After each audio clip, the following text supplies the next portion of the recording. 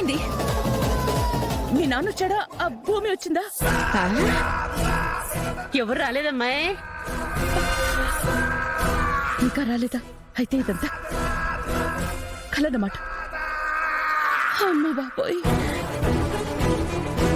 ఏం కలమ్మాయి?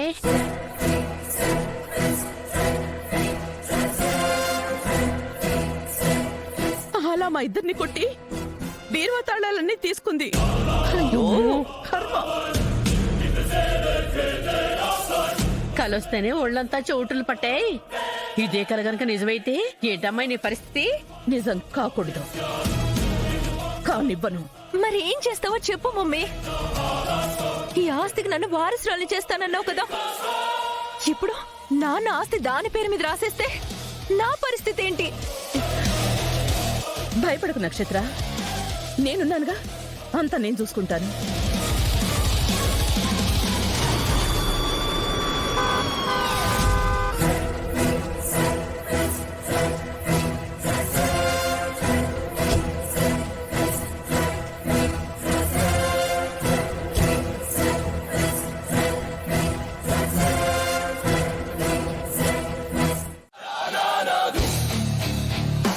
తల్లికి మించింది కూతురు. ఆ బ్లడ్ లోనే వెదవ సిన్సియారిటీ, సెల్ఫ్ రెస్పెక్ట్, ప్యూరిటీ ఇవన్నీ చచ్చాయి. హ, పోనీలే, ప్రస్తుతానికి ఆస్తి ట్రాన్స్ఫర్ అయితే జరగలేదు. ఈ రోజు కాకపోయినా రేపైనా అది ఆస్తి తీసుకుంటుంది మమ్మీ. చెప్పిందిగా, కూతురుగా పిలిపించుకున్న రోజు తీసుకుంటానని.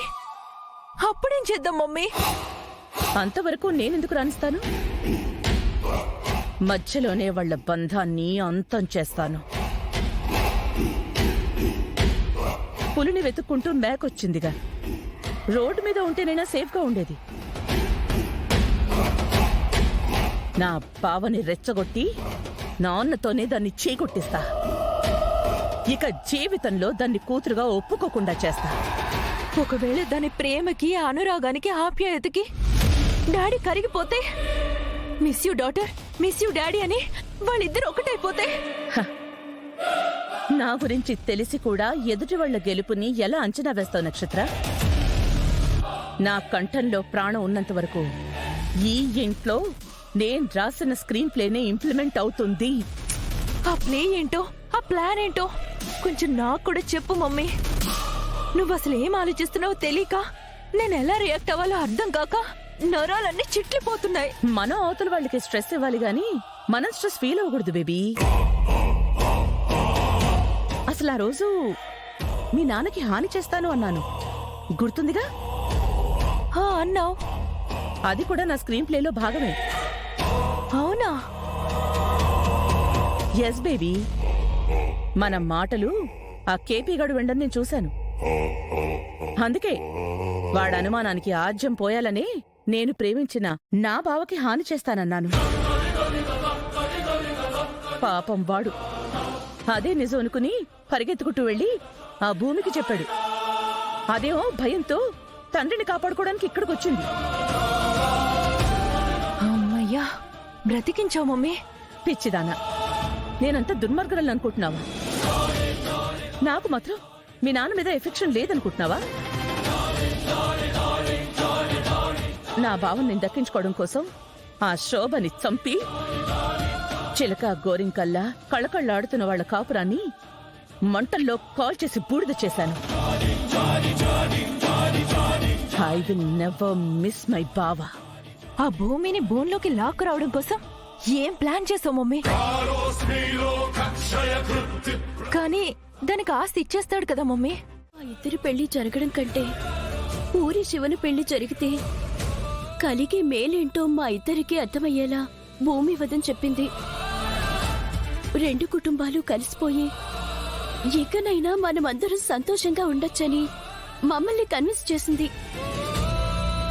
శివని నా దగ్గర నుంచి తీసుకెళ్లిపోతున్నప్పుడు ముందు నాకు విపరీతమైన కోపం వచ్చినా, భూమి వదిన ఆలోచన, భూమి వదిన తపన చూసి పూరి శివుల పెళ్లి జరగడమే న్యాయమని నాకు నేను సర్ది చెప్పుకున్నాను.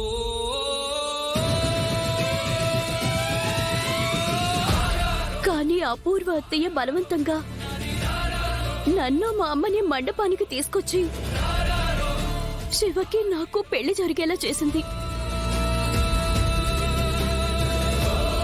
నేను గుడికెళ్ళింది కూడా ఊరిని పెళ్లి చేసుకుంటాను, మా అక్కకిచ్చిన మాట నిలబెట్టుకుంటానని చెప్పడానికే బావా. మరి ఆ వీడియోలో ఉన్నదేంటి? అదంతా అబద్ధం పూరి. భూమి అక్కెప్పుడు మమ్మల్ని పెళ్లి చేసుకోమని చెప్పలేదు.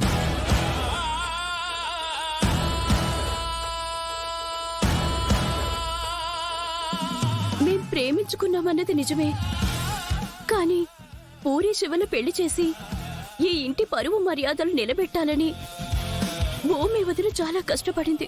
ఓ అవునా? మీరు చెప్పేది నిజమా? అవునరా, అపూర్వ ఆ వీడియోలో మాటలు మార్చింది. అందుకే నువ్వు భూమిని తప్పుగా అర్థం చేసుకున్నావు.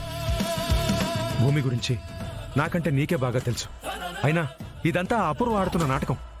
డే, నువ్వు భూమికి దూరంగా ఉంటే నిజంగా నీకు సంతోషం దూరమైనట్టేరా.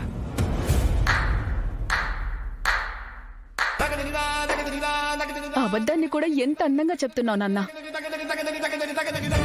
నేను ప్రేమించిన వాణ్ణి దీనికిచ్చి పెళ్లి చేసి ఆ భూమిని ఇంటికి పంపించడం కోసం స్క్రిప్ట్ సూపర్ గా ప్రిపేర్ చేశారు నాన్న. స్క్రిప్టా? స్క్రిప్ట్ ఏంటం? చాలు నాన్న.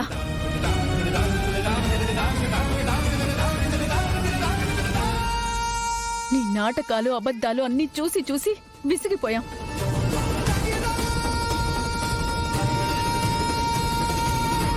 మీరు చెప్పే వాటిని నమ్మే ఓపిక మాకు లేదు నాన్న. ఇంకా ఇంతసేపు అన్నే చాటు చెల్లిగా సైలెంట్గా ఉండిపోయాను.